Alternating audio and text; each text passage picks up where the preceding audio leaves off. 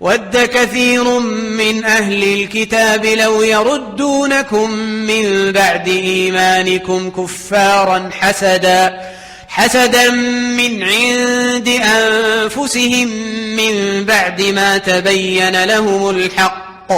فَاعْفُوا وَاصْفَحُوا حَتَّىٰ يَأْتِيَ اللَّهُ بِأَمْرِهِ إِنَّ اللَّهَ عَلَىٰ كُلِّ شَيْءٍ قَدِيرٌ. وَأَقِيمُوا الصَّلَاةَ وَآتُوا الزَّكَاةَ وَمَا تُقَدِّمُوا لِأَنفُسِكُم مِّنْ خَيْرٍ تَجِدُوهُ عِندَ اللَّهِ إِنَّ اللَّهَ بِمَا تَعْمَلُونَ بَصِيرٌ. وَقَالُوا لَن يَدْخُلَ الْجَنَّةَ إِلَّا مَن كَانَ هُودًا أَوْ نَصَارَىٰ تِلْكَ أَمَانِيُّهُمْ قُلْ هَاتُوا بُرْهَانَكُمْ إِن كُنتُمْ صَادِقِينَ